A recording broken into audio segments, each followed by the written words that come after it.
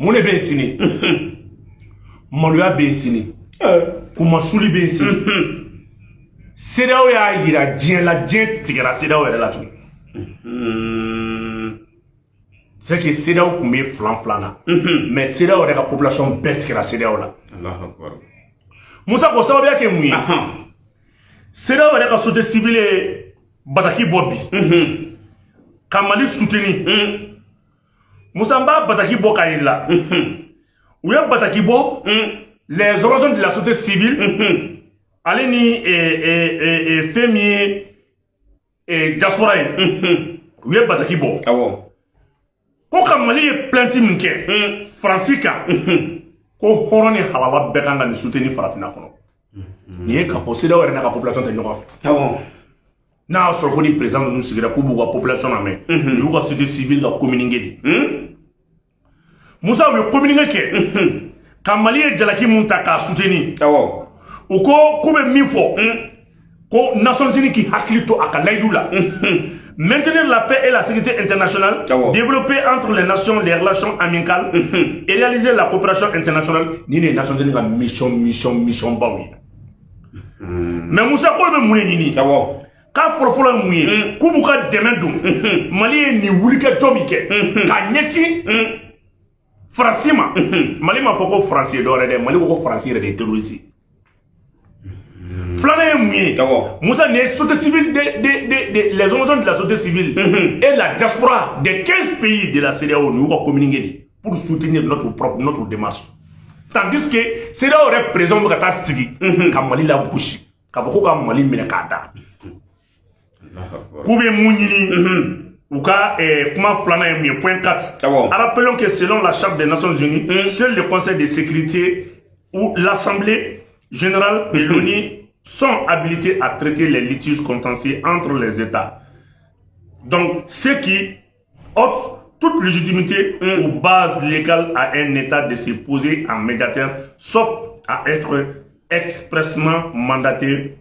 pour cela par le Conseil des Nations Unies.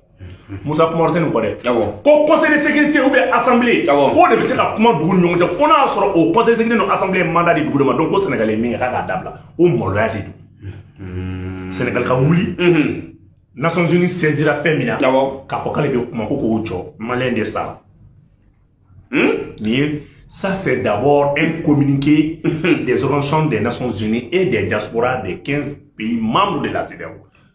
donc nin ye k'a fɔ CEDEAO bɛ baara min kɛ sini fu don sini sigilen sommet extraordinaire don a bɛ taa kɛ New York CEDEAO ka réunion ka dɛsɛ ka ban dugu 15 kɔnɔ a ka dɛsɛ k'a ban n'o tɛ laadala ko la charte bɛ mun fɔ CEDEAO yɛrɛ même c'est a b'i kunna ko CEDEAO yɛrɛ ti sɛbɛn n'i m'i ka sariya bonya baara bɛ gɛlɛya i bolo Musa n'i yɛrɛ m'i ka propre règlement respecté baara bɛ gɛlɛya i bolo a fɔra ko ni CEDEAO bɛ sigili kɛrɛnkɛrɛnnen kɛ ko sigili ma tɛ kɛ CEDEAO président yɛrɛ fɛ jɔn bɛ Ambalo Sissoco ale min bɛ fɛn na ale kan ka taa k'ale fɛ yen n'i y'a fɛnɛ ko Ambalo se k'a yɛrɛ ka dugu sécurité kuma tɛ mɔgɔ wɛrɛ ma CEDEAO mɔgɔw k'olu tɛ se ka taa ko sécurité tɛ yen mais ali sini CEDEAO ma sigi ko comment Ambalo bɛ dɛmɛ cogo jumɛn ka na sécurité a fɛ yen u ma miiri o la Musa filanan ye mun ye la conférence de Munich n'o ye Allemagne ye ko sigili dɔ kɛra Allemagne san 1885 o sigili in b'a fɔ ko o faamabaw dugu 15 de sigira ka jamanaw farafinna jamanaw tila donc ko ka o sigili le bɛ taa kɛ CEDEAO de y'o laɲini k'a fɔ ko Ala de y'olu dan k'olu di Faransi ma k'a k'a sago k'u la donc ni CEDEAO duguden kelen ye Faransi gɛn a kɛ i n'a fɔ la conférence de Munich n'o kɛra Allemagne la conférence de Berlin bɛ yan fama ne ko Munich la conférence de Berlin ko o kɔrɔ ko o kuma na Mali yɛrɛ y'o 1800 conférence de o min bɛ ka boli un état démocratique ko ka to hakili lajigin ko Ala de ye Mali dan k'a di Faransi ma nin ye Ambalo Sissoco ka réunion convo kelen de ka taa Mali yɛrɛ hakili lajigin i ka n'i yɛrɛ bɔ Faransi bolo Ala de y'i dan k'i di Faransi ma conférence de Munich in b'o de fɔ ni mɔgɔw taara jɔ u b'a dɔn conférence de Berlin en 1885 ko ka an k'an yɛrɛ fɛnw la donc o de y'a to ko ko diɲɛ tilala dugu diɲɛ dugu tan duuru de y'i sigi ka diɲɛ dugu ka farafina tila ka farafina tɔnɔma da bɛɛ y'i ta ta donc ala y'an ka sara bɛɛ faransi de ma donc mali bɛ ka min kɛ mali k'i yɛrɛ labɛn jɔnya kɔnɔ ni ye sini sommet sini sommet ça fait recours aussi à l'article 140 et quelques 148 tu vois combien des chartes des Nations Unies ale b'a fɔ imiri han rapport mun bɔra o dongo ka yɛrɛ k'a fɔ ko jalaki talen don ka u ka jateminɛw la o ma kuma yɛrɛ walawala de ko armée mali ni a dɛmɛbaga dɔw bɛ yen k'olu de binna muso dɔw kan ko o kumana ale ni maa 33 min sara mais ko viol ni fɛnw kɛra malien sɔrɔsi débat bɛ baara ta don na a bɛ muso furu i bɛ fɛn bɛɛ fɔ mun jogo la fo ni kelen ye hali ninnu tɔɔrɔ bɛ nkalon façon min tigɛ dugu joli anw bɛ kɛlɛ in na san joli anw bɛ kɛlɛ in na san joli MINUSMA mɔgɔw de m'a minɛ alors que a bɛ fɔ MINUSMA mission na k'i kana kɔnɔ da ne ni muso ma mission kɛ o don MINUSMA mɔgɔ ye kɔnɔ da a ka bɛ ka ɲini hali sisan a ma fɔlɔ MINUSMA ka mission onusienne na a bɛ fɔ a y'aw yɛrɛ minɛ k'a ka kuncijalaw minɛ. C'est pour cela, oui, la mission des Nations Unies, nous, Tara, il y a des salaires bloqués. Moussa veut bloquer mon ébou, donc, on veut bloquer, peut-être, ça varie entre 2000, 3000, 4000 euros, 4000 dollars. Avec bloqué, il y a une mission qu'on a, il m'a mobile Juruta, il m'a mobile Juruta, ce Duruma Yéla, il m'a Konoda, il m'a Tienike. Donc, ministre est Konoda, Néa, finalement, ministre est Konodé, Konomunda, Moussa Flat TV, Tobalani, à la Dinga Tourna. U taara ko MINUSMA mɔgɔ ka cɛ ka lahala di MINUSMA ko a ma sɔn hali sisan donc MINUSMA falen don ni mercenaires de la a 80 sɔrɔ a b'i kunna ko Allemagne ni Angleterre ninnu tɛ sɔn a bɔra k'u ka sɔrɔsiw yɛrɛ bila ka na Afrique mission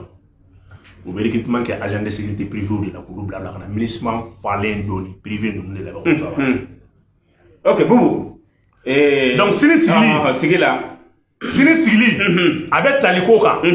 ko Mali k'a to Nations Unies ka mandat d'u ma ko fɛn min ye o kumana CEDEAO ani OTAN olu de bɛna segin ka na ko ka taa civils protéger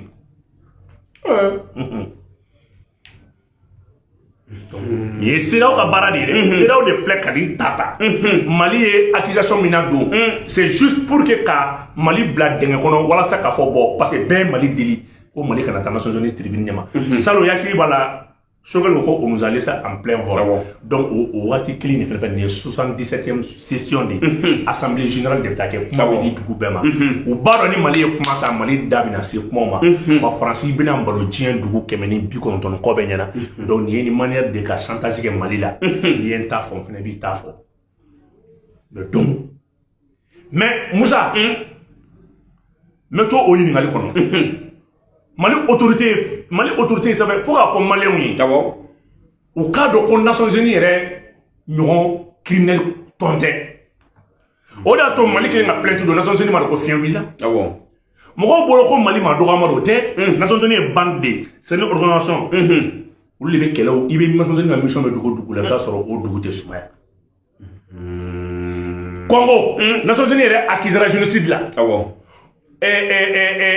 Burundi, Nations Unies accusera, Ouganda, Nations Unies accusera, Nations Unies ka mission accusera k'a fɔ ko ka aramadenw ka sɛw dɛmɛ ka tiɲɛni kɛ Nations Unies yɛrɛ accusera la donc déjà président de Nations Unies yɛrɛ la a kɛlen fɔ n'i ko dugu min tɔgɔ Buguri n'i ko dugudenw ko i kɔnɔ de ma ko jugu quoi donc Nations Unies yɛrɛ bɛ ɲɔgɔn tɛ arme di la ou bien Nations Unies ka missionnaire tɔ de fɛ ka to i bɛ sanu feere la i bɛ fɛn min feere la i bɛ taa sɔrɔ yɛrɛ bila ka dɔw san o la k'o trafic yɛrɛ kɛ donc Nations Unies kelen bɛ ka Mali ka plainte minimiser mun na parce que n'i miiri Faransiw ye saya min kɛ ka dugu dama mɔgɔ faga Mali ta ka dɔgɔ kɔrɔ o de kɛ Nations Unies kelen bɛ ka nin kɛ kulonkɛ fɛn ni yɛlɛ ko fɛn parce que Nations Unies yɛrɛ ɲininka Faransi ka fagali bɛ niveau min na Faransi n'i miiri la guerre de Biafra plus d'1 million de personnes n'i miiri Zaïre ni Congo problème ma combien des milliers de personnes n'i nana ka na i jɔ ka Faransi lajɛ ka avion ta ka taa palais bombarder ka bagbo labɔ c'est n'i miiri o rebelle yɛrɛ armée tɔgɔ ma diɲɛ kɔnɔ i bɛna k'a fɔ Nations Unies bɛ fɔ ko Mali ta ka dɔgɔ nin na Faransi ka mɔgɔ faga la c'est pour ça Nations Unies k'ale tɛ kalan sɔrɔ parce que n'i miiri ni Farafina bɛ wuli k'i cɛsiri Farafina bɛ wuli k'i cɛsiri Nations Unies ka kuma b'o de yira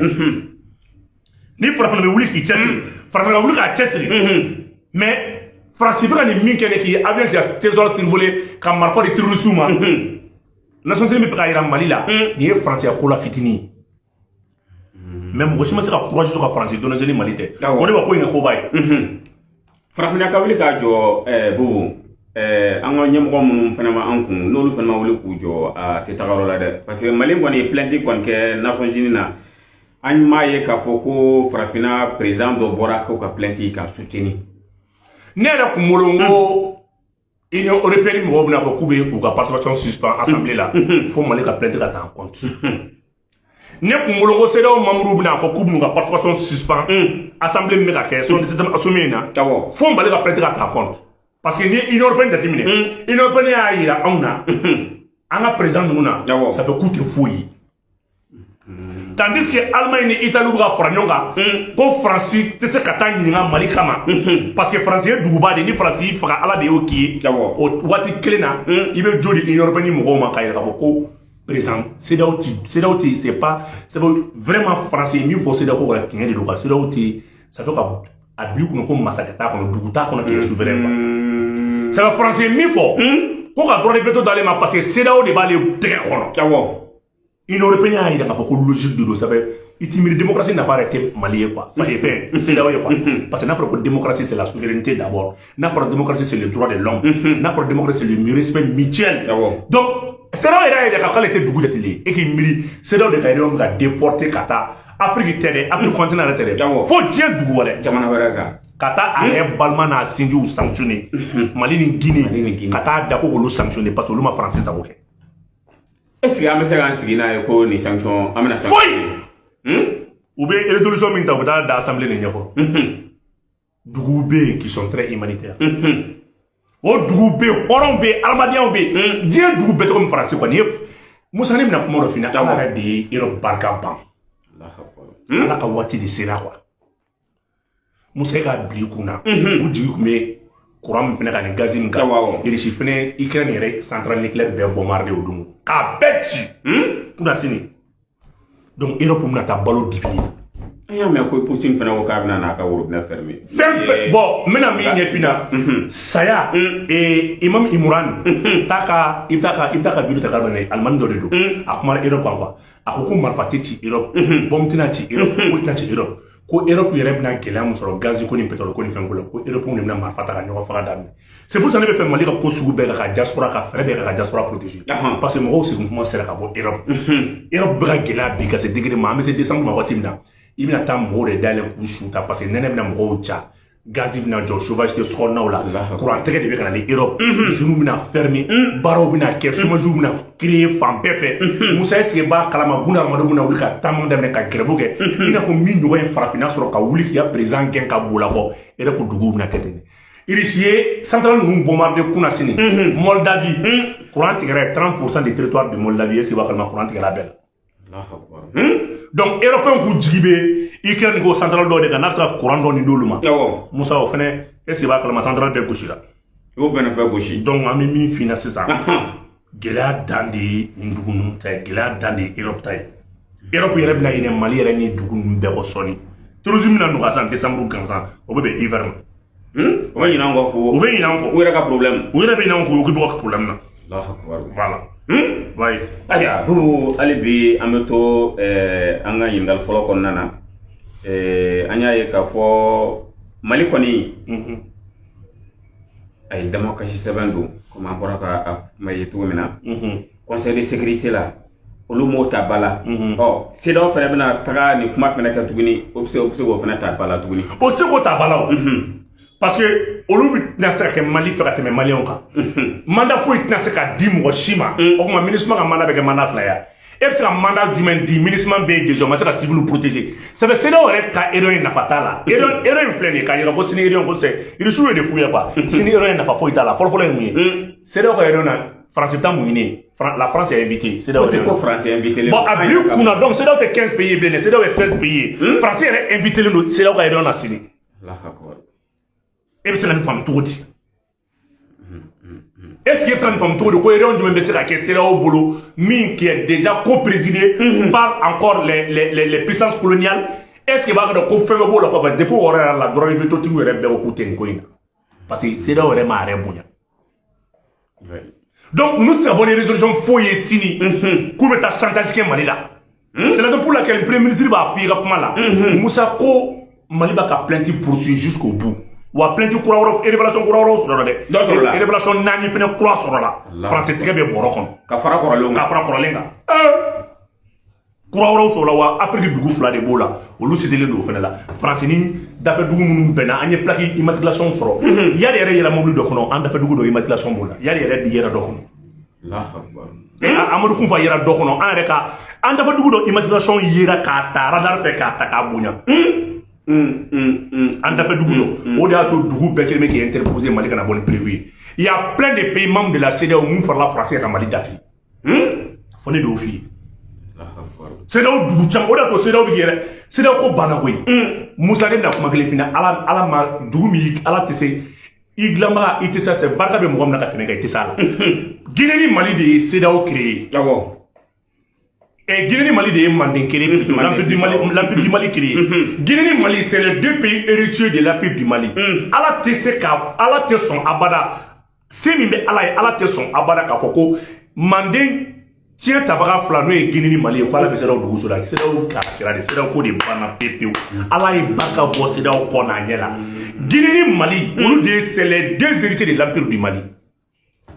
sera o dumora empire du Mali la ni mi su ga fanga be bolimi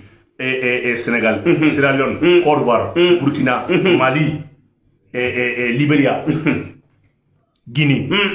donc olu ka bo ka ko sera do ko sous région do kirira wala ko dugu fla de ka do bon nola ka be hore ni matigi dinga sarata wallahi ala e barka bo sera ko na nyara à partir de cet instant ibi si bala sera o tege fouiller tout c'est fini ça ok ay amba ina fel bogo fe ali bi ay continuer ka vidéo nous partager aka ker bla ko sebe parce que mo ne be France ko kala ko na ko ni surtout makoro ya bora ka fo ko na réseau ko na communication fale bu comme la communication tagabolo fallait ko parce que mo do be réseau sans passer ça ko lu manogo marfa be no lu fana da marfa e ambe bo ko na be do anga tem flana ko bubu anya e ka fo Mali ko ni Ivoiron ka soldat do mine en fait no depuis le 10 juillet kada sababu chamanka o kirbi justice ka boloka anya ka fo mo saba o blala akokuna no e umso sabai ka foko à titre humanitaire olu muso blala mais ambe ka kuna fona do me tuguni ka foko 46 nunu ko lu fena ka blali conditionné no ka fo anga mo munu bolle no ka tu daga Alassane refe no yala se ka juma fo oka Moussa problème que me Mali la ba kuna fo dila ko problème de Mali la c'est pour cela Mali journaliste ou bra vidéo manuma vidéo manu ka di population ka tema Moussa ne ka de presse me mono ne journaliste awo ka dépressé bien mais fanga donc à fort ni ka bigi ni ka kuna foli ta ka ki sa koy abi kuna ko mo do bi de ka bara ko makoro Mali presse fort ayi parce que ban ko presse joda koy Mali presse ma je foué que Mali ka fena makoro ma Mali radio ka ma Mali télé kam ama ortem kam RFI bi ta information ta ortem nyekoro RFI bi wuli ka ta dugo mo ko interview ke ortem sigilimbe makoro makuma ortem kaw makoro kuma na vidéo manu de ka munu ye Mali ta ka yaka donc makoro ba domindo communication anana sra fait communication ne kumbolo re ko Mali re presse les presse locales du Mali ou kuma ko tablo re élément Mali kela kam mais ali bi journal ko na la yeta jamana la bouche to article de soray ibeta article de soray ka jamana d'Afrique jamana la bouche est-ce que bien mo wakati là tandis que RFI ni Francfort ba galonti ka da auna aw de kan ta timo jingana ma uta kana ni révélation ni no wakati clé en va presse de bala ka dun sra refe wala to makoro vidéo manunta awo à côté ko munum be réseau ka memi ni fina ika bi kuna Moussa ne to ka baro fina awo ma fina Mali on ba fo ko muna ko Mali te bossé daola ne ki mango makoro ngo asimi nga bara dondoni bara asimi nga bara asimi me bara ke ni hakili Seraw de Mali sanctionné Seraw de Amadou Ke Mali ka Seraw de Gelata ka Mali segere Seraw de Bina Mali ka Seraw de Woratun ka Jafata ka Mali segere Seraw re minda Mali ka ali Francima da Mali ali Tourousou da Mali ka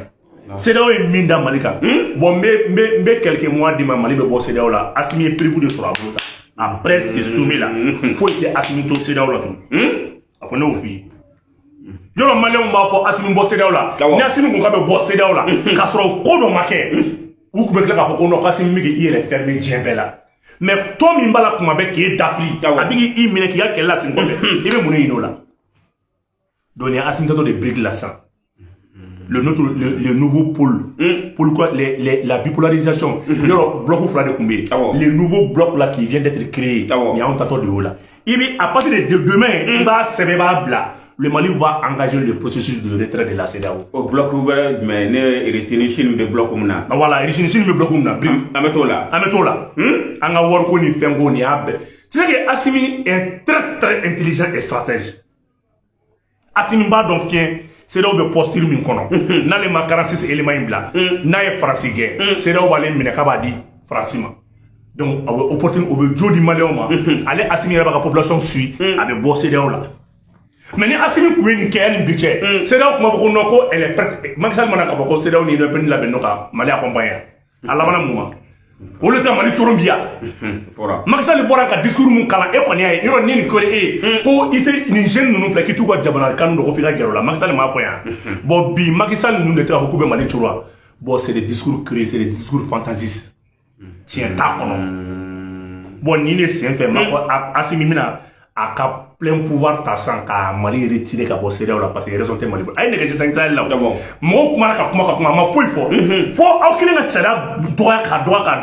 c'est ni ko kibe ko fa Mali ma ko sabali CEDEAO be ko do ke Mali be bo la mina o ma ko non anya fota Mali on jodo mais Assimi fama de na be fait min ke ali ya o nyemo de na be fait min be dalwa de bo dalwa soro la de ni Mali tato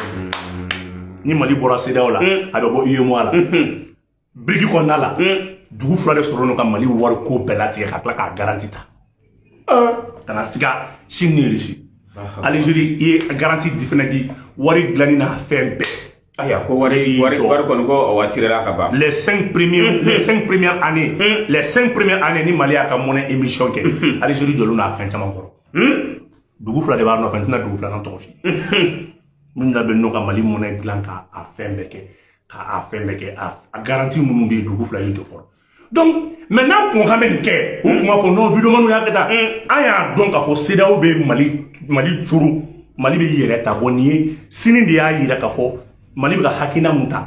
Mali yere bi isama ka bo CEDEAO la ibina réon mais voilà. OK bon albi ante bo kono parce que une question de poser comme il fait Nya fie ka fongo avec foko 46 militaires ivoiriens ko luka blali te huneno ne a fait kuma jabila ngo on te nyogo sala ngo communiquer min kera ables bien mais kuna fulila do be mo kuma kan ele made quoi premier ministre bora ka kuma da akoko yana ka fo ka ba fo ko Mali ka 46 personnes in bla kaya aya fo ko mo defo ko Mali reka mo manda mo bolendo e ko kini mo ye kelini o dile mo ko manda bolendo mo do e foso wari on fait mon rêve pour son wardou. On me robit et boulot Moussa. A fora quelque chose dit que na. Et mon dit. Et que la capote le moment ko et ne que le faut qu'il y a mon rodo blamini marfanda. Donc nous n'avons pas wartara. On fait. On critique le bail de la wardo tout na nous tobala. Donc me faire une bonne. Ça veut dire que négatif que t'allais au secret ça veut dire au contexte ou bien de tibola. Non, tout là. Ah, nous blala une condition là, est-ce que tout na soro là. Kaka dom na condition là. Nous ka échanger nous na. Échanger ma faux. Échanger c'est des akana force échanger ma faux premier ministre fait ça. Ma faux. Akoko yani parce que Mali condition ça va ni et Alassane fait. Pour partir Alassane. A folo mi ika bo ki I joala. Flana yi kan deme ikana ika dugula se mo ma mamu be ga du Mali kuna kulba be Mali bolo Alassane kan ko. Mali te kuma la kunta ko. Mali on ka yingal ke Alassane yinga ko mercenaire munu nana Mali ko nana ku opération financière ko donné à financer. C'est pas l'État ivoirien. C'est pas ni la France ni l'État ivoirien, mais Mali on ko yinga ko na joni ko avion nunu muga avion nga vol donné à carburant donné à fin ça. Avion mimbora kana avion frais donné à war ça. Mais le Mali a toutes les informations.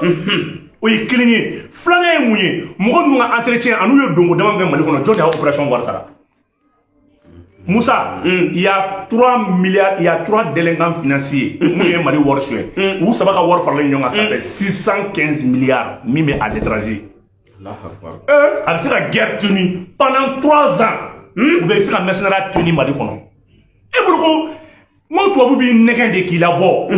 Bi Mali ma ko ngunu dia. Nene kara dunu e mena nga jamana kono kana caution di. Ka ko justement. Mbe jene ka avec billahi asimi mo ngami avec nous là. To bu nu nga wor dun ka banga kala ku gen ku do. Ma ka boka sala. Sa mo ngani kele we sam bisa ba. Ka ka boka sala la. Amakia. Bon ne nu me se. U kana jamana kono u ka caution sara. U ka jamana en wari. Anu ka immeuble mu mbia ka do bola. Pour l'économie immeuble bessensi. Pour l'économie, VOT fait comme on appelle, pour l'économie, il y a à Béjo. Faut protéger les gens qui communiquent comme on n'y a pas mobile nous sanina. Donc, on va, alors, action nous met bangoula, ou a bien confisqué. Ou a action nous met société ou l'antenne société trop final. Il y a plus de 36 sociétés avec action détenues par ces gens. Anga modo bu kofe. Ma modo fo anga modo bu kofe. Au lieu de kelino ka fene. Ma bu se ni fen mu fore. Anga modo bu kofe. To folitier. Mo kana nga kuma yelema. Donc, où est jamana bini, où est marché bin ka fem bin, où ka bangi chama ta otage là. Mali a bête ici, Mali sa wara Mali te bla wor ko mangnaw. E ko ma ko problème ni fen no ni wor détourner ni nasing. Mali nga wor ma bois. Bien mon nous a fait les liens avec nous c'est plus de 1000 milliards. Foro nous bra saisi. So nous bra saisi. Entreprise lo action nous be waru ni femme famille ni jamana e prix sur la ka. Mais on se vidara c'est à be fa nyonga Mali va recouvrir plus de 1000 milliards. Anu mana. Ani mo mana. Mais Moussa, il y a des cas de vie difficilement à l'extérieur, ailleurs. Il y a des gens qui ont caution de jamana ma. Ta vie, pour vous nous utiliser pour avoir donc à banque à impôt taxi de bloc là pour gagner placer. 100 ans, d'où si va la guerre, nous ne voulons pas. Ou bien là, Karim nous gagne à ce moment. Pour vous venir qui là, présent Mana Nyagamike, présent D, présent Mousso, présent Somo, pour vous bilan donc il y a utiliser car utiliser au boulot sans de faut qu'à banque là qui gagne qui l'a fait. Ni Karim me en conseil mais Karim ka woleli ke asimi fi akana association du même contrôle la menga cochon sara mbe tout jamana kono mfa jamana de do ni min ke wallahi malon bi ya fama Allah ala o kausa ko to kala san dama numbu u ga wari utiliser ka do mana fon ni critique ka tawla c'est do président banque me nga war du ko ka isi kala je ama ko amali ba o sarani wordo e ko Karim nga wari o kuma mana yoro nyama so wor ko ma bo ba nenga ka war num placer ka fene le toabu ni c'est système français flaka djum iga wari iba utiliser lu fait impôt taxi ou ba be utiliser ka ban ni ka so ki la ki diga jamana ite men ni bolo bana bibla donc Karim nu nga wole like ou ka si nu wele ou ka si malembi ya fa malembe hine caution ou ka di ou ka mu la sigo ko la sigi wor to emi o ka baraka o ka sara Moussa Labambola, il est ballot inidé, il est moussou, il est teri, ou protection de assuré. Wallahi, même quand les transitions femmes nous te m'ont joué au bac. Mais vous tout pour vous m'abouler, ma chorome nous garder quoi, war be utiliser français, il me boule ni fait on a, en action on a, en français casino là, pour bla songer la carte, banque, pour gagner pour bla. Biski, il me claque. Aya. Ok, bobo anga jëm ko asira ku ci rola e di ngal dama don le kuma mbulo ka tenku ila ni kuma ku ci kuma mi bulo ka faraka Moussa Mali don bawo ye danga don sinima an don ba chama ya wele sini ala ye sidaw danga sini ala ye sidaw bafi wa sini de à partir de sini ala te lafiya jigi sidaw dugu wa sidaw be singana 1974 en 1989 là yoro sidaw dugu président be ko yoro su de fam ben wa sidaw population mina wuli ka révolution après demain ibi sigi balage anga doni ngala wi wulili ke ka mabba ala ye sidaw danga à partir de demain ala ye danga jigi sidaw ka bo foi te ko sidaw ko la sini tuni ni fente wa sini rion te ka foi anga daga suno ayaw daga suno ko tamake ayaw daga loko ngumi ngala modi foi te wa 46 personnes te blabé justice ka boloka wa fene France association be ta fa dan ante se kan ko foi la ne o fina ibi hakili tout voilà ka foli ke en fait baga bela jelenye ka fo aka janunu ciare ko sebe pour que mo waro se ka bo akala ma to mi amba afo dante foli mina Kabala TV a abonné bɛɛ lajɛlen ka taa se Kakumali Plus ma Buguma Belle page officielle an b'a bɛɛ lajɛlen fo dan tɛ foli min na k'a fɔ k'an ye min sɔrɔ ka da a tulo ka bi o de ye nin ye a k'an bɛn sini inshallah